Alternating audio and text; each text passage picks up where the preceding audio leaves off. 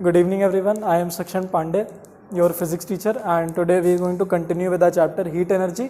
आज हम लोग देखेंगे एनर्जी सोर्सेज, यही लास्ट टॉपिक है, ये सी टॉपिक है, ठीक है, एनर्जी सोर्सेज। इसके बारे में आप लोग थोड़ा थोड़ा ऑलरेडी जानते होंगे, आप लोग सुने होंगे renewable sources, non renewable sources, है ना। ये बताएगा हम लोग को जैसे इलेक्ट्रिकल एनर्जी कहाँ से मिलती है, हमारी हीट एनर्जी। अब हमारे घर पे जो आती है, this is a conventional form of energy. हमारे घर पे इलेक्ट्रिकल एनर्जी आती है बस, है ना। हम लोग कहीं से हीट एनर्जी तो लेते नहीं है, हीट एनर्जी भी आती है, मतलब यूज़ करने के लिए कि तुम उससे खाना बना लिए। बहुत कम घर पे ऐसा है कि लोग सोलर कुकर्स यूज़ करते हैं, और जो काफ़ी समझदार है वो सोलर पैनल्स लगवा लिए हैं, है ना। लेकिन सोलर पैनल्स इसलिए भी नहीं लगवाया जाता, काफ़ी उसमें लफड़ा होता है, टैक्सेस देने पड़ते हैं, है ना। हाँ, महंगा, सबसे अच्छा टर्म है महंगा। और ना ही आप हाइड्रो इलेक्ट्रिसिटी को यूज़ करते हो, है ना, कि आप पानी का फ्लो से टरबाइन चला के, ना ही विंड एनर्जी को यूज़ करते हो। तो आप सिर्फ इलेक्ट्रिकल एनर्जी यूज़ करते हो, लेकिन ये इलेक्ट्रिकल एनर्जी को बनाने के लिए बहुत सारी अलग अलग एनर्जी को कन्वर्ट किया जाता है। Heat to electrical, water to electrical, solar to electrical, wind to electrical. तो हम लोग, तुम्हारे घर पे फिर क्या आ सकता है बेटा, तुमको हम वायर से क्या हीट एनर्जी देंगे, तुम उससे बल्ब जला लेना। हमारे यहाँ ऐसे ही होता है। सही यार, तुमको हम ऐसे ही जवाब दें, हमारे यहाँ ऐसे ही होता है। चलो, ये लेक्चर नंबर 30 फिजिक्स।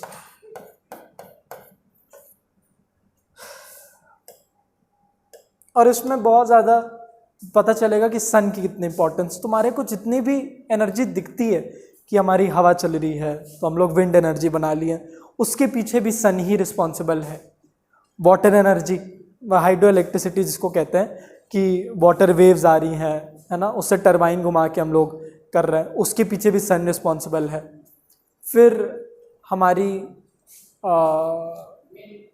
विंड तो बता दिया,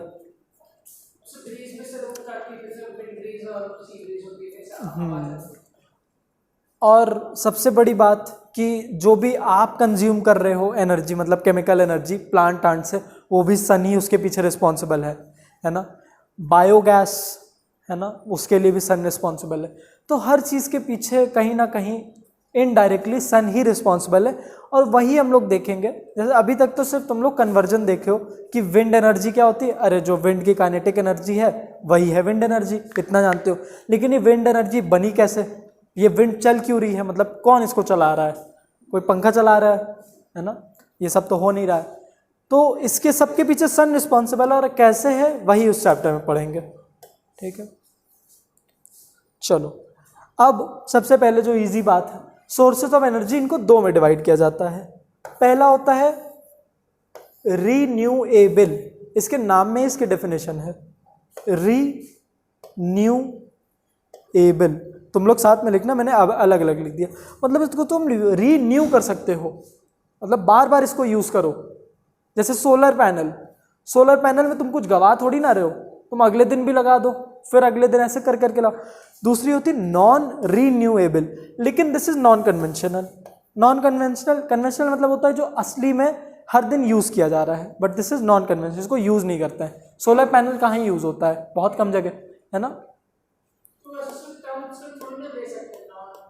नहीं है कन्वेंशनल, नॉन कन्वेंशनल एनर्जी, या फिर non conventional source of energy. तुम्हारी जितनी भी नॉन रिन्यूएबल है उसको छोड़ के, हाँ, कोल, बहुत बढ़िया, कोल, पेट्रोलियम, जितनी में हमारी क्रूड ऑयल मिलती है उसको छोड़ के जो आ गई, जैसे एयर, विंड, वाटर, वो सारी एनर्जीज हमारी रिन्यूएबल है। अब तुम कहाँ विंड एनर्जी तुमने कहाँ देखी है अपने घर पे, सिटीज़ में कहाँ विंड एनर्जी, कोई विंड मिल थोड़ी ना देखते हुए मिलेगा तुम्हें। तो ये तुम्हारी सोर्स ऑफ एनर्जी नहीं है।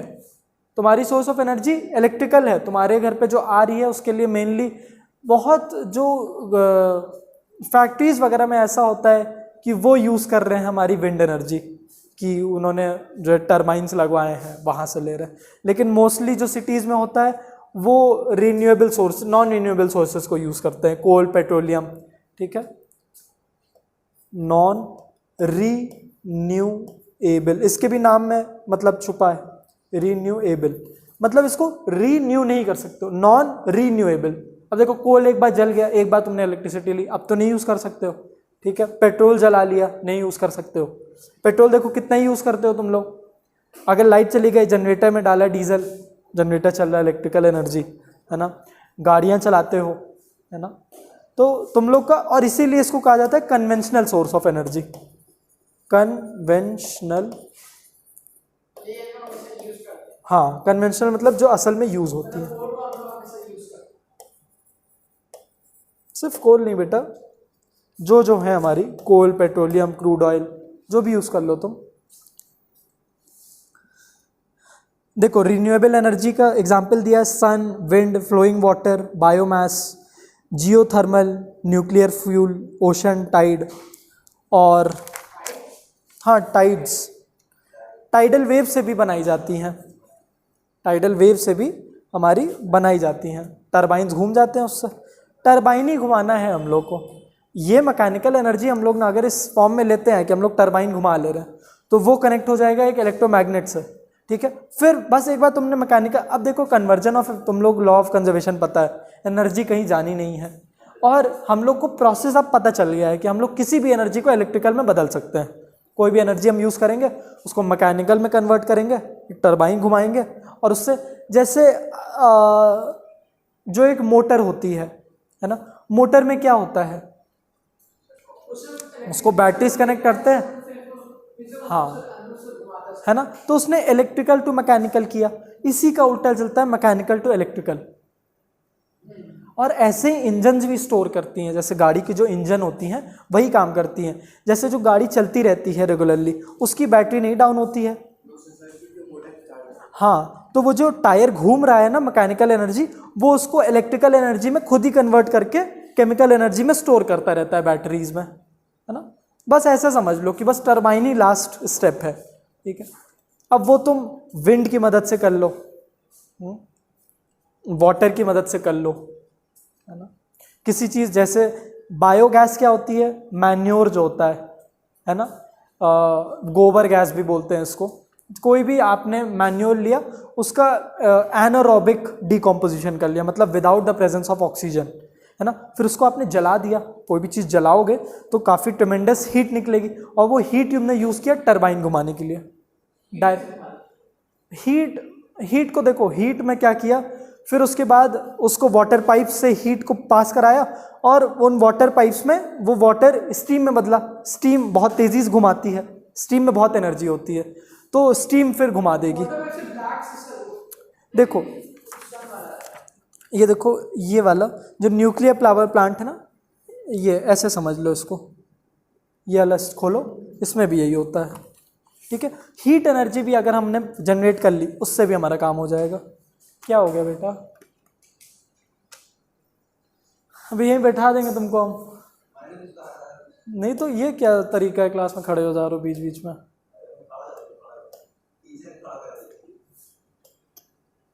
तो तुमको भी हाथ खड़ा करा दे पीछे।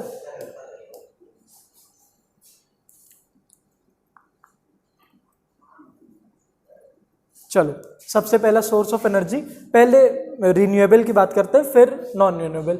नॉन रिन्यूएबल उतना नहीं बताएगा, सिर्फ रिन्यूएबल ही है, और सही बात भी है, ठीक है। सबसे पहला सन,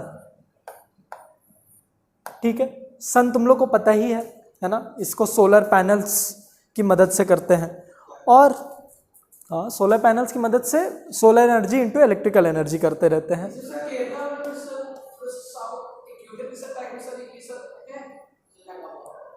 जहाँ भी देखो, जैसे ये हमारा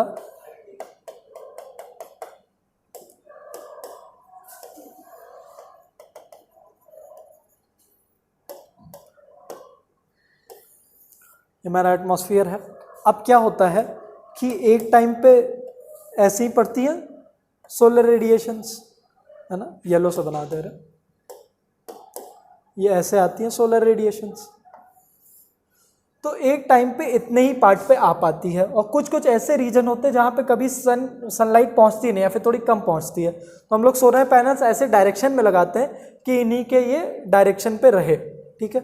और एक होता है सोलर कांस्टेंट। सोलर कांस्टेंट होता है कि 1 मीटर स्क्वायर एरिया पे जितनी सोलर रेडिएशन पड़ रही है उसकी जितनी एनर्जी मिलती है वो कांस्टेंट है। तो हमें पता रहे ना कि हाँ सोलर एनर्जी से हम लोग को कितनी एनर्जी मिलेगी, that is equal to 1.36 kilowatts per metre square. कभी कभी पूछ लेता है व्हाट इज सोलर कांस्टेंट। तो सोलर कांस्टेंट देखो ये बताए, the average solar energy reaching the upper atmosphere of the earth on an area of 1 metre square is called the solar constant. मतलब इतनी सोलर एनर्जी पहुंचती है और इस एनर्जी में कितनी हम लोग पावर है, इतनी है किलोवाट। ठीक है, यही है सोलर कांस्टेंट। ये टर्म याद करना है, इसमें यही सब टर्म पूछ सकता है वो सोलर कांस्टेंट क्या है।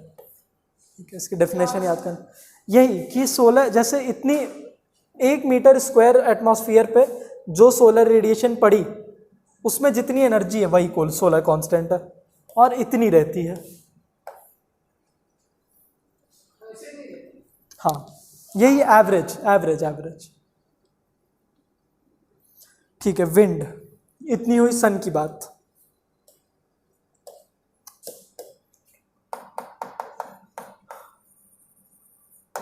विंड, विंड एक्चुअली बनती ही ऐसे है कि कन्वेक्शन का नाम सुना है? कन्वेक्शन का नाम होता क्या है, ये जो सोलर रेडिएशन आ रही है ये ऐसे जाके पड़ रही है तो ये सबसे ज़्यादा मैक्सिमम होती है इस सरफेस पे, है ना, और थोड़ी कम पड़ती है इन सरफेसेस पे, और यहाँ पे तो पहुँच ही नहीं रही है। तो यहाँ वाली जो एयर होगी ये हॉट एयर बन जाएगी, है ना। और तुम लोग को ये पता होगा हॉट एयर राइजेज अप, है ना। क्यों? क्योंकि इनकी डेंसिटी कम है ना। हॉट एयर का वॉल्यूम बढ़ जाएगा, किसी भी चीज़ को गर्माएंगे वॉल्यूम बढ़ जाएगा, तो वॉल्यूम बढ़ने से उसकी डेंसिटी कम हो जाती है। क्योंकि डेंसिटी का फॉर्मूला क्या है? Mass upon volume, inversely proportional है। वॉल्यूम बढ़ता है डेंसिटी गिरती है, इसीलिए हॉट एयर हमेशा ऊपर जाती है, जिसकी डेंसिटी कम है वो ऊपर चला जाएगा। और कोल्ड एयर, जैसे यहाँ की एयर, यहाँ की एयर, क्या ठंडा? क्योंकि वहां पे तो सन पहुंच ही नहीं रही है। सन, अब वो ठंडा रीजन है, वो ऐसा रीजन है जहाँ पे सन बहुत कम, सोलर रेडिएशन बहुत कम पहुंच पा रही है ना। वो ऐसी जगह लाई करता है जैसे अर्थ ऐसे ऐसे घूम रही है। हाँ, एटमॉस्फेयर नहीं, वहाँ पे सोलर रेडिएशन पहुंच नहीं पा रही है, कूल एयर, है ना। ये डेंसर है, तो डेंसर है तो नीचे रहेगी, तो क्या होता है करंट बनता है, एयर करंट, ये ऊपर जाएगी, ये नीचे आएगी। ठीक है, ये नीचे, यहाँ वाली नीचे जाएगी, ये वाली ऊपर जाएगी। तो ऐसे कर करके ये गोल गोल घूमना स्टार्ट हुआ ना, और यही जो हॉट एयर नीचे जाती है और कोल्ड एयर ऊपर आती है, इसी प्रोसेस को हम लोग कहते हैं कन्वेक्शन।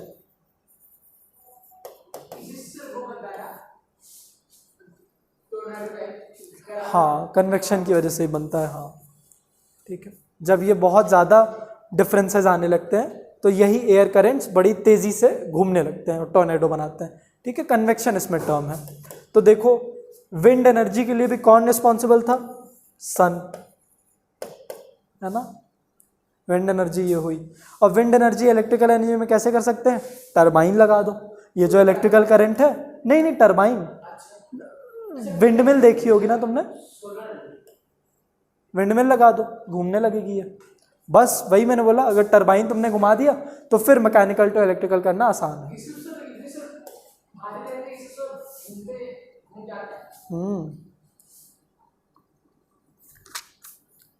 नहीं घूमते तो लगाते क्यों? फिर third, flowing water. Flowing water, अब वाटर में भी काइंड ऑफ सेम केस, बड़ी बड़ी वाटर बॉडीज हैं। अब उनमें क्या हो रहा है, ऊपर से ये सोलर रेडिएशन आ रही है, ये वाला पार्ट क्या हो गया, उसका गर्म हो गया है, ऊपर अपर लेयर है ना, ये वाली पार्ट उसकी गर्म हो गई, ये वाली ठंडी है। तो क्या ये जो गर्म लेयर की पार्ट है, अब बताएगा अब इसमें कैसे ये फ्लोइंग, जैसे चलो इसको ऐसे समझ समझो, नहीं नीचे तो नहीं जा पाए, इसको ऐसे समझो कि फ्लोइंग वाटर बनता कैसे है। जैसे मान लो एक बड़ी सी वाटर बॉडी है ना, ये अगर इस पर कोई सोर्स नहीं लग रहा है तो ये तो स्टिल रहेगी, लेकिन इसका जो कनेक्शन है मतलब जो जहाँ से आ रही है तो ये ऐसे माउंटेन से आती है ना, बड़े बड़े ऊंची ऊंची जगहों से आती है, क्योंकि ऊपर ही रेनिंग होती है, सबसे पहले क्लाउड्स ऊपर ही फॉर्म होंगे, बारिश हुई यहाँ पे और यहाँ से फ्लो होना चालू हुआ और यहाँ पे ये अपने अंदर काइनेटिक एनर्जी पोजेस करके आएंगे। अब ये जब इसके अंदर ऐसे घुसेंगे तो एक वेव क्रिएट कर देंगे ना, और यही वेव फिर कैरी फॉरवर्ड होती रहती है, और यहीं पर हम लोग टरबाइन लगा दिए तो बस मैकेनिकल टू इलेक्ट्रिकल। तो इसके लिए भी कौन रिस्पॉन्सिबल? सन। अब कैसे सन? क्योंकि देखो यहाँ पे जो सन था इसने ही इसको दिया तो ये इवेपोरेशन हुआ, यहाँ से क्लाउड फॉर्म हुए, क्लाउड फॉर्म हुए उसको विंड एनर्जी ने यहाँ पे धक्का मारा, यहाँ पे उनका कंडेंसेशन हुआ, पानी गिरा, तो सन ही तो आया। ये ना होता, गर्म ही ना होता, सरफेस ऊपर चला जाता, ऊपर जाता ही ना। क्लाउड बनने के लिए भी कौन रिस्पॉन्सिबल है? सन।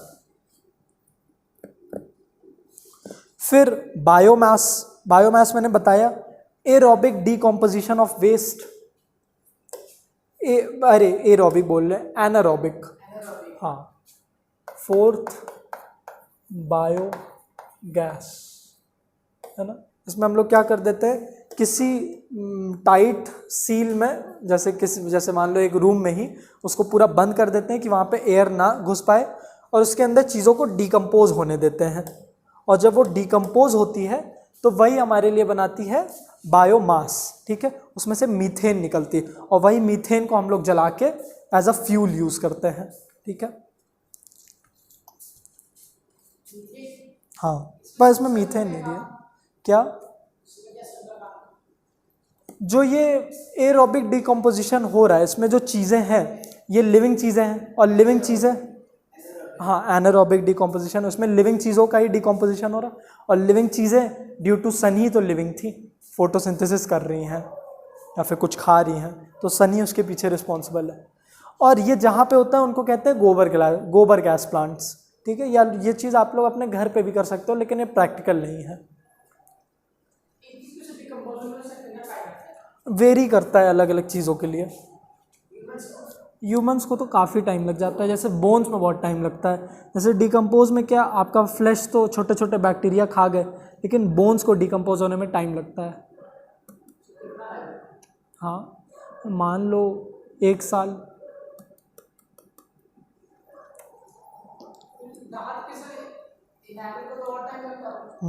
बहुत बढ़िया। ठीक है, फिर टाइड्स क्या होती हैं? जो पानी में, हाँ, जो पानी में लहर बनती है। इसके पहले जो हो रहा था उसमें हम लोग पानी के नीचे टरबाइन लगाए थे, अब इसमें पानी के ऊपर सरफेस पे टरबाइन लगाएंगे, क्योंकि टाइड्स तो ऊपर क्रिएट होती हैं। ठीक है, इसी को टाइडल एनर्जी कहते हैं, लेकिन ये उतनी प्रैक्टिकल नहीं होती है 2 रीजंस की वजह से, क्योंकि ये इतना टाइड्स में एनर्जी नहीं होती है कि ये बड़े बड़े टरबाइन को घुमा पाए। ठीक है, और इसका दूसरा रीज़न ये है कि बहुत कम ही ऐसी जगह है जहाँ पे हम लोग ये टरबाइन लगा सकते हैं, मतलब सूटेबल जगह नहीं है कि हम लोग टरबाइन भी लगा पाए वहाँ पे, है ना। हाँ, ठीक है, जैसे ये पानी है, अब जैसे इस पर सर्फिंग आप लोग ने देखा होगा, सर्फिंग जिस पे करते हैं वही है टाइड। ठीक है, वो एक हाई टाइड है, फिर एक छोटी टाइड बनती है, ये हाई टाइड लो टाइड। अब बीच में हमने लगा दी एक टरबाइन यहाँ पे। ठीक है, अब इस टाइड में इतनी एनर्जी नहीं होती कि इसको ये कंटिन्यूसली घुमा पाए। अब टाइड भी देखो इरेगुलर होती है, कभी बनती, कभी बड़ी टाइड बन गई, कभी छोटी वाली तो नहीं घुमा पाएंगी, बड़ी वाली बहुत कम बनती है, और ये टरबाइन लगाने की हर जगह सही नहीं होती है। ठीक है, मगर एक सोर्स ऑफ एनर्जी है, यूज़ तो करते ही हैं उसको भी। फिर ओशंस का भी वही same scene, water energy, flowing water. Ocean thermal energy,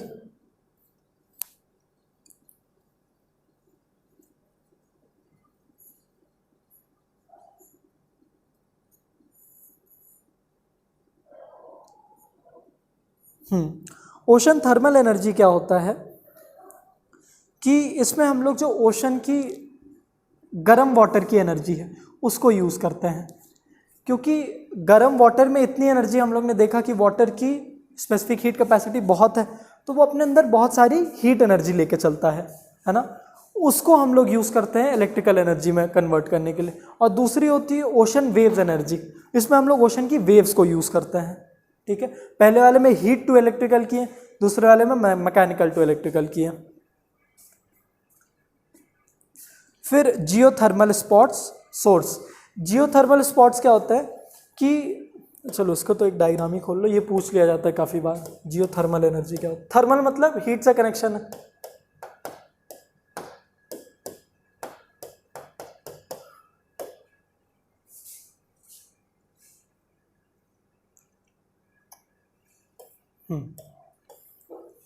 देखो अर्थ के सोर्स, अर्थ के सरफेस के नीचे काफ़ी हाई टेम्परेचर है, तो जो गैसेज होती हैं वो बहुत हाई टेम्परेचर पे रहती है, तो एनर्जी उनमें खूब है, तो वही स्टीम निकलती है, टरबाइन को घुमाती हैं और एनर्जी क्रिएट हो गई। फिर उसी स्टीम को हम लोग ठंडा कर देते हैं और वापस भेज देते हैं। नहीं, तो ये बहुत ही नीचे लगाया गया है। तुम लोग तो ये वाला पानी लेते हो ना इस सरफेस का, इस सरफेस पे तो यही पानी वापस आ रहा है। ठीक है, ये सरफेस तो ठंडा है, हम लोग बहुत नीचे लगा दिए पाइप, इस सरफेस पे ये स्टीम बनती है। ठीक है, देखो हॉट वाटर बता भी रहा है। तुम लोग तो जस्ट ग्राउंड के नीचे वाला पानी लिए हो, और फिर बेटा ऑफिस से पानी लेते हो प्लीज।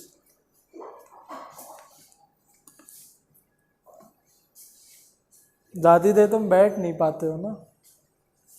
ठीक है, दिस इज जियोथर्मल एनर्जी। इसको डिफाइन करने के लिए काफ़ी बार आता है जियो थर्मल। अब जियो की JIO मत लिख देना, थर्मल एनर्जी। ठीक है,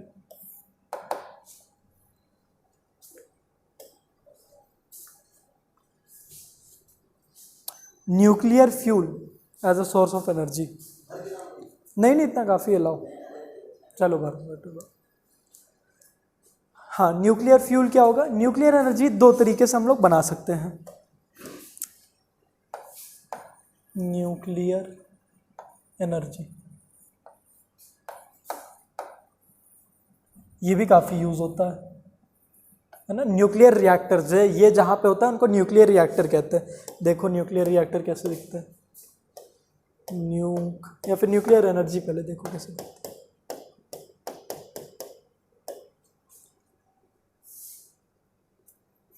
ये दो तरीके की न्यूक्लियर एनर्जी होती है। देखो ये न्यूक्लियर एनर्जी मतलब हम लोग किसी एटम के न्यूक्लियस से डील कर रहे हैं। जब हम लोग किसी एटम के न्यूक्लियस मतलब पूरे एटम को, न्यूक्लियस ब्रेक किया मतलब एटम को ब्रेक किया, और ये बहुत मुश्किल होता है। किसी एटम को, पहली बात तो एटम तुम लोग देख नहीं सकते हो, तुम लोग उस एटम को तोड़ रहे हो दो में या फिर कितने में भी, तो हाँ तोड़ते कैसे? इस पे एक न्यूट्रॉन कोई बोम्बार्ड करते हैं, इस पे एक न्यूट्रॉन फेंकते हैं।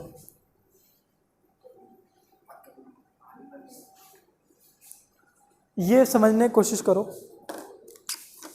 देखो नाम में इसका मतलब छुपा है, एक का फिजन है एक का फ्यूजन है।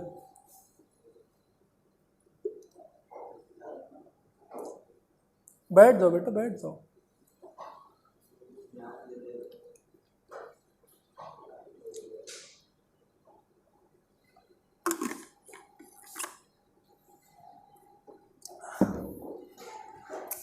न्यूक्लियर फिजन में क्या होगा? एक एटम दो में टूटेगा, ठीक है, और जब ये टूटता है तो very high amount of heat energy, light energy निकलती है। एटम बॉम्ब्स यही तो हैं, यही है एक एटम बॉम्ब, है ना। एक एटम बॉम्ब में यही किया जाता है न्यूक्लियर फिजन, कि उसको तोड़ दिया जाए। जब टूटेगा तो बहुत ज़्यादा ट्रिमेंडस हीट निकलेगी, है ना। और ये प्रोसेस सन में कंटिन्यूसली चलता रहता है, मिलियंस, मैंने बताया था, ठीक है। और दूसरा होता है न्यूक्लियर फ्यूजन, इसमें दो एटम को साथ में जोड़ा जाता है, दो एटम के न्यूक्लियस को। इसमें भी बहुत हाई अमाउंट ऑफ एनर्जी निकलती है, लेकिन ये ज़्यादा कॉमनली यूज़ होता है क्योंकि इसको करना कंपैरेटिवली ईजी है। इसके लिए टेम्परेचर प्रेशर बहुत बढ़ाना पड़ता है, ठीक है। इसके लिए बस हम लोग को एक न्यूट्रॉन को बोम्बार्ड करना पड़ता है। बोम्बार्ड मतलब फेंकना बहुत हाई स्पीड से, ठीक है, मगर उसमें बोलता है कि स्लोली बोम्बार्ड कर रहे हैं, ठीक है। और ये प्रोसेस ऐसा नहीं है कि तुम लोग ऐसे बैठे हुए हो बोम्बार्ड कर रहे हो, ये नहीं, पॉप पॉप नहीं, ठीक है। पॉप पॉप के एग्जांपल समझ सकते हो, पॉप पॉप भी मतलब बोम्बार्ड किए, हीट एनर्जी निकली, बस उसी को तुम लोग एक लार्ज स्केल पे लेते जाओ।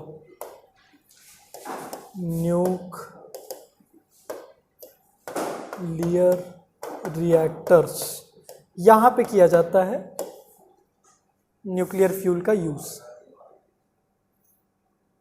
ना बड़ा खतरनाक दिखता है ये।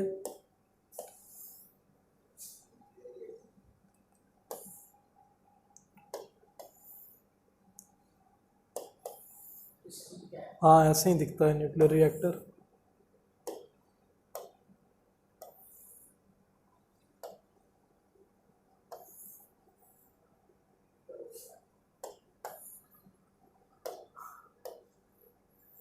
इसको अच्छे से समझा दे रहा हूँ क्योंकि इससे क्वेश्चन आते हैं। ठीक है, ये है न्यूक्लियर रिएक्टर, इन्हीं के अंदर चीज़ें होती रहती है और मोस्ट ऑफ द टाइम इनको एक पानी के अंदर डाला जाता है। ठीक है, ताकि इसका टेम्परेचर क्या रहे, डाउन रहे, इन्हीं के अंदर होता है। और कभी कभी इन्हीं में जब लीकेज हो जाता है ना, तो तभी हम लोग की रेडियो एक्टिव रेज निकलने लगती हैं, क्योंकि हम लोग जब एक एटम को ब्रेक करते हैं तो उसमें से रेडिएशन भी निकलने लगती है जो कि हार्मफुल होती है। इसीलिए इसको एकदम कॉन्क्रीट वॉल के अंदर ऐसे किया जाता है। देखो कितनी प्रोटेक्शन से वैसे ही कर रहे हैं। ठीक है, तो इसी के अंदर हम लोग किए और इतनी जो ट्रिमेंडस हीट निकली है उसको हम लोग किससे पास कराते हैं, एक वाटर, यहाँ पे जो पाइप में वाटर रहता है, उसी में हम लोग जब इतनी हीट देते हैं तो वाटर स्टीम में बदलता है। स्टीम बड़ी तेज़ी से इस टरबाइन को घुमाता है, बस टरबाइन घूम गया, मैकेनिकल टू इलेक्ट्रिकल। ठीक है, हीट ये इस प्रोसेस से आती है ना, इस प्रोसेस से। जब ये हुआ इसी को एक्सोथर्मिक प्रोसेस कहते हैं। एक्सोथर्मिक, एक्सोथर्मिक मतलब निकलने वाला। दूसरा होता है एंडोथर्मिक, जब वो हीट एनर्जी लेता है। ठीक है, ये है एक्सोथर्मिक प्रोसेस और बहुत हाई अमाउंट ऑफ एनर्जी। ठीक है, दिस इज न्यूक्लियर एनर्जी। देखो एटम बॉम्ब भी यही बताया, atom bomb is based on this principle. ठीक है, एटम बॉम्ब में बस क्या हो जाता है, ये चेन स्टार्ट हो जाती है। मतलब अब जब इतना ज़्यादा हीट निकल गई ना, तो जो दूसरे आसपास के एटम है कभी कभी वो भी टूट जाते हैं। ठीक है, और एक होता है हाइड्रोजन बॉम्ब, है ना, तो वो किसी कंट्री ने अभी तक नहीं यूज़ किया है और कर भी नहीं सकते क्योंकि वो अनस्टॉपेबल हो जाएगा। जब एक हाइड्रोजन को तोड़ा जाता है ना, ये काम होता है सन में। ठीक है, हाइड्रोजन के साथ अगर हम लोग ने ये किया, मतलब ये 1-2 में टूटा, अब इतनी हीट वो निकाल देगा कि आसपास के जो हाइड्रोजन एटम है वो 2-2 में टूटेंगे, वो भी हीट निकालेंगे, वो टूटेंगे, तो ये चेन रिएक्शन स्टार्ट हो जाएगा। फिर ये अनस्टॉपेबल है, ये रुक नहीं सकता है। स्टार्ट हो गया तो पूरी, हाँ एटम बॉम्ब तो रुक जाता है, ये नहीं रुक सकता। हाँ हाँ, पूरी अर्थ चली जाएगी। इसीलिए तो सन में रुक नहीं रहा है, सन में नॉन स्टॉप इसीलिए तो हो रहा है।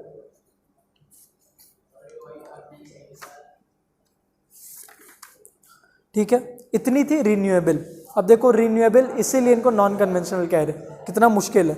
दूसरा आ जाते हैं नॉन रिन्यूएबल, जो कि यूज़ करते हैं non renewable sources of energy, है ना।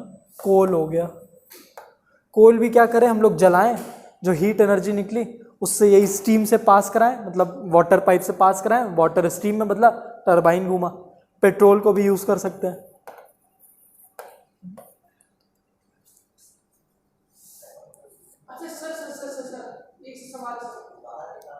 पूछो पूछो पूछो। ओह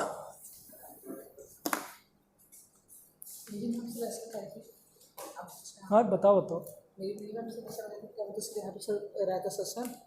यहाँ पे सर एक सर जैसे अर्थ में सर एक सर मैग्नीफायर वाला सर एक ग्लास लगाते हैं कॉन्केव टाइप में, उससे सर जब भी सर करती है तब सर वो फोकस से जाती है। वहीं पे सर एक सर पाइप करते हैं जिससे ब्लैक से वो कर देते हैं, उससे सर स्टीम से बनते हैं। हाँ ये भी कर सकते हैं हम लोग, ये किया ही जाता है। जो सोलर कुकर्स की मैं बात कर रहा था ना, सोलर कुकर में हम लोग यही, जैसे सोलर कुकर क्या है कि हम लोग सन की एनर्जी यूज़ कर रहे हैं किसी चीज़, ये तुम लोग किए भी होगे। हम लोग जब एक लेंस से, एक बाइकॉन्केव लेंस से पास कराते हैं तो तुम लोग देखे होगे कि एक बहुत छोटी बीम निकलती है जो किसी चीज़ को जला सकती है। ठीक है, यही काम करते हैं हम लोग सोलर कुकर्स में भी। यहाँ पे ऐसे एक बाइकॉन्केव लेंस लगा देंगे तो जितनी भी सन की बीम है वो इसको अपने फोकस पे लेते हैं। क्योंकि देखो हमने बताया था कि जब इन्फिनिटी से आती हैं तो मान लेते हैं पैरेलल, और जब पैरेलल है प्रिंसिपल एक्सिस के तो वो फोकस से पास करेगी, तो सारी लाइट एनर्जी उसके फोकस से पास करने लगती हैं और कॉन्स्टिट्यूट करके यहाँ पे मिल जाती हैं। ठीक है, एकदम सही है।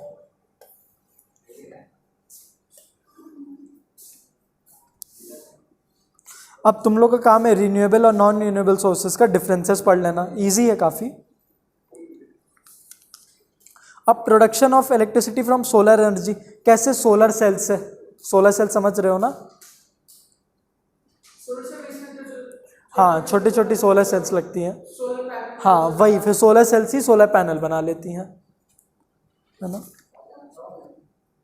इसके एडवांटेज डिसएडवांटेजेस कर लेना, बहुत इजी है इसीलिए मैं नहीं कर रहा हूँ। और ये जहाँ बहुत सारे सोलर पैनल्स लगे होते हैं उसी को कहते हैं सोलर पावर प्लांट, ना। पावर प्लांट है क्योंकि सोलर एनर्जी यूज़ कर रहे हैं तो सोलर पावर प्लांट। फिर from production of electricity from wind energy, कैसे? विंड मिल्स यूज़ करके। आज 4 है, 4 अक्टूबर, है ना। इसके एडवांटेजेस डिसएडवांटेजेस तुम लोग, production of electricity from water energy, hydro electricity, क्या किया? वाटर में से, जैसे डैम्स में वही किया जाता है ना। इसको कुछ ऐसे दिखते हैं डैम, अरे सॉरी उल्टा ही बना दिया, ऐसे डैम्स कुछ ऐसे होते हैं, नीचे की तरफ मोटा कर दिया जाता है, ऊपर की तरफ पतले। कोई बताएगा क्यों? क्योंकि पानी में प्रेशर नीचे ज़्यादा होता है ना, तो नीचे वाली वॉल्स को ज़्यादा झेलना है। तो यहाँ पे क्या करता है, जब ये डैम खुलता है तो यहीं पे हम लोग एक टरबाइन लगा देते हैं।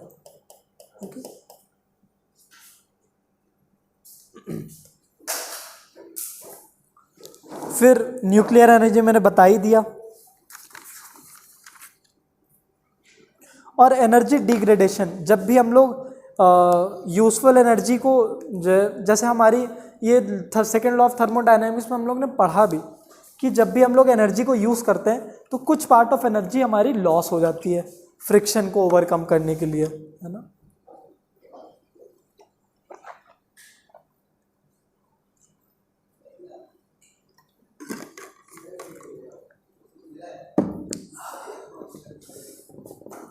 चलो, green house effect and global warming.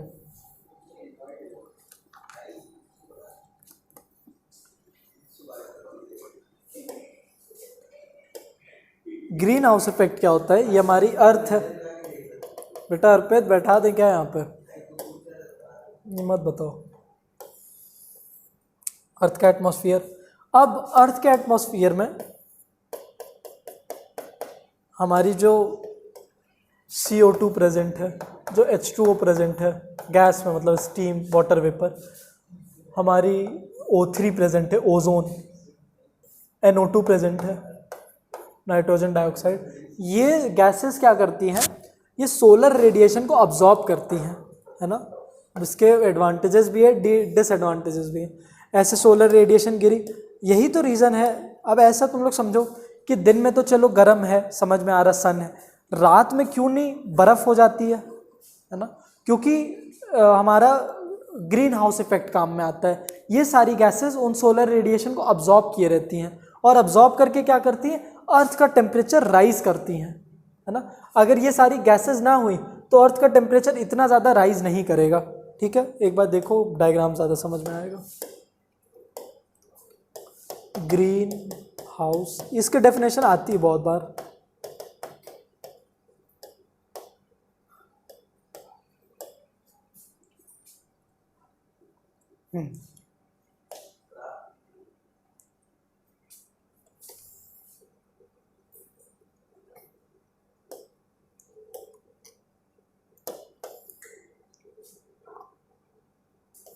हाँ, तो ये देखो, ये हमारी सोलर रेडिएशन आई। अब अगर एटमॉस्फेयर में ये सारी गैसेस इनको अब्जॉर्ब ना करती तो चलो दिन के टाइम तो गर्म रहता अर्थ का सरफेस, लेकिन उतना गर्म ना हो पाता। ये करके अर्थ को कुछ ज़्यादा ही गर्म भी करती हैं।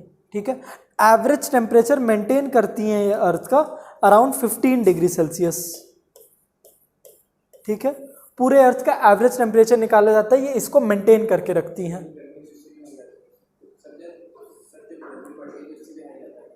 हाँ, तो तो ये तो यहाँ का है, लेकिन कहीं पे माइनस में भी टेम्परेचर है, तो पूरे अर्थ का हम लोग ने जब एवरेज निकाला तो ये इतना मेंटेन रहता है।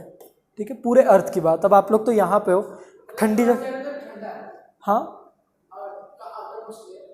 नहीं नहीं, पूरे अर्थ, पूरा अर्थ। अब अर्थ के अंदर घुसेंगे तब तो वो तो क्रस्ट, वो सब तो अलग चीज़ हो गई। अर्थ के एटमॉस्फेयर तक हम लोग बात कर रहे हैं। ठीक है, यही होता है ग्रीन हाउस इफेक्ट, है ना। डेफिनेशन एक बार देखो, डेफिनेशन है हाँ, it is the process of warming up of the planet's surface and its lower atmosphere by absorption of infrared rays of long wavelength emitted out from the surface of the planet।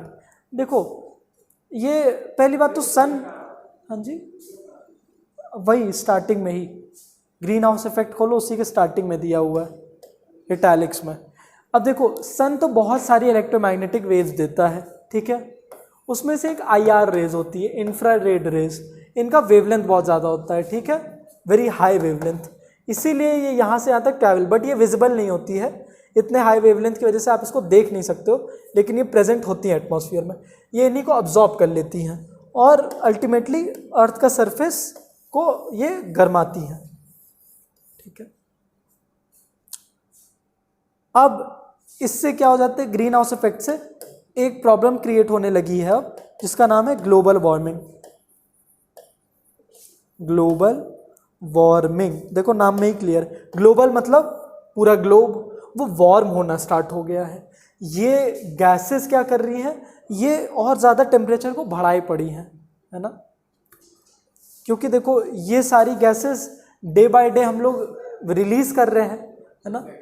हाँ, तो इसीलिए global warming भी बढ़ रहा है। Average temperature बढ़ता जा रहा है, मतलब ये 15 से और बढ़ता जा रहा है, बढ़ता जा रहा है। हाँ अभी देखते हैं, अभी तो एवरेज टेम्परेचर बढ़ गया है, तो पहले एडिशन की बुक है, देखते हैं अभी current average temperature of earth, current average temperature of earth.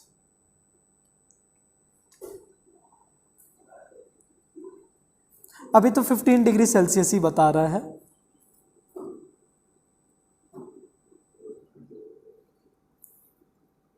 Degree Celsius ही बता रहा है, लेकिन कुछ जगहों पे जहाँ पे जैसे 15 इसलिए मेंटेन्ड है ना, क्योंकि माइनस में काफ़ी जगह टेम्परेचर्स हैं, लेकिन कुछ जगह जहाँ पे जैसे ये हमारा जो नॉर्दर्न इंडिया है, जैसे इंडिया ही मान लो, इंडिया में इंडिया, अफ्रीका, ये सारे कॉन्टिनेंट्स में, एशिया, अफ्रीका, इन सारे कॉन्टिनेंट्स में बहुत ज़्यादा पुनः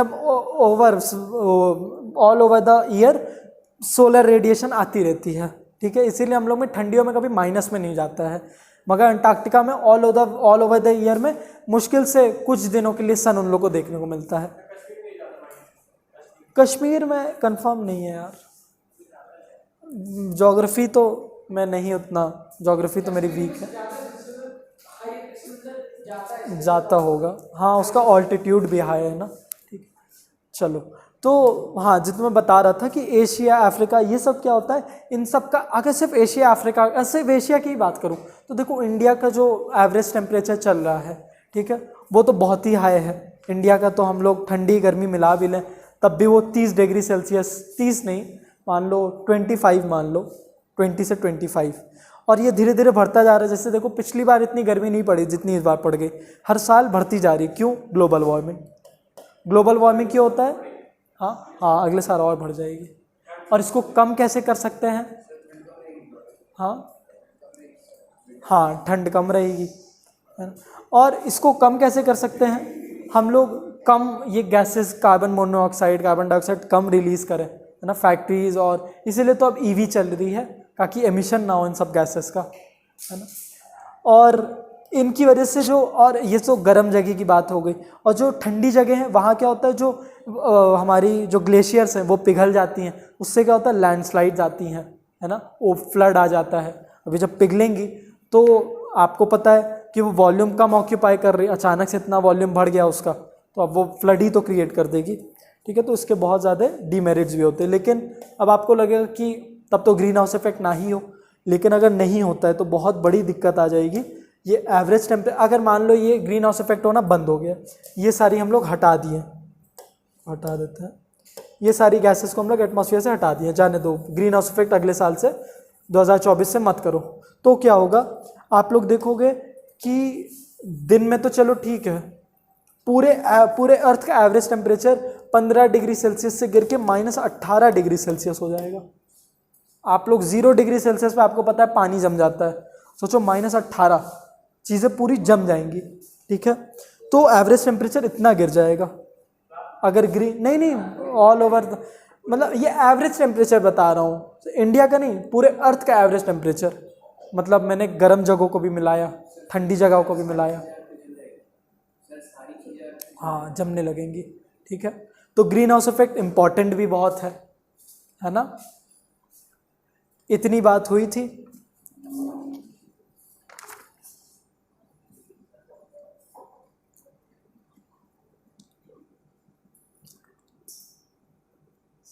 जी, अब तुम एक सेकेंड, तुम लोग का एक काम है, ये जो रखने वाला पार्ट है, ग्लोबल वार्मिंग की डेफिनेशन, ग्रीन हाउस इफेक्ट की डेफिनेशन और impacts of global warming on earth, ठीक है। जो मैंने बताया कि ग्लोबल वार्मिंग से क्या क्या होता है, कि ये इंक्रीज इन हीट करता है ना, तो हीट स्ट्रोक्स बहुत होते हैं, और ये सब छोटी छोटी चीज़ें। क्या पूछ रहे बेटा, बताइए, कुछ पूछ रहे थे आप? बाकी रटने वाली चीज़ें, जो समझाने वाली चीज़ें तो इतनी ही है। अब घर जाके आपका काम है, ये हम लोग हीट एनर्जी चैप्टर ख़त्म कर लिए हैं। घर जाके आपका होमवर्क है कि इसको पूरे चैप्टर का सी पार्ट, एनर्जी सोर्सेज, आज घर जाके पढ़ना, ठीक है, याद करना इसको। चलो वेलकम, बाय बाय।